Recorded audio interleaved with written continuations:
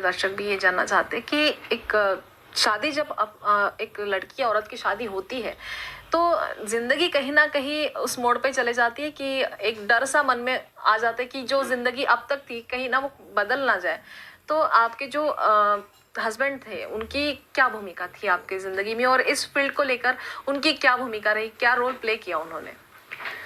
ऐसा हुआ कि शिलगांवकर परिवार में डॉक्टर्स इंजीनियर्स तो हैं, बड़े बड़े अपने अपने फील्ड में लोगों ने काम किया है। कला क्षेत्र से जुड़ा हुआ कोई नहीं था और कहीं ना कहीं मेरे ससुर जी की इच्छा थी कि अगर अपने परिवार में कोई कला क्षेत्र से जुड़ा हुआ आए तो कितना अच्छा होगा। तो मेरे आने से उनकी वो इच्छा पूरी हो गई, इसलिए खुशी तो बहुत थी सबको।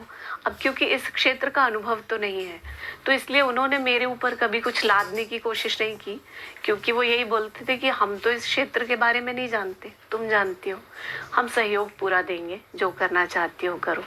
वही भूमिका मेरे पति की रही है। हाँ, घर की जिम्मेदारियां पहले आती हैं वो हम भी समझते हैं, और बच्चे छोटे थे तो थोड़ी कई बार तकलीफ भी होती थी। तो बहुत बार हुआ है कि उन्होंने संभाला है, कभी देर हो गई तो वो वेन्यू पे फिर लेने भी आ गए हैं।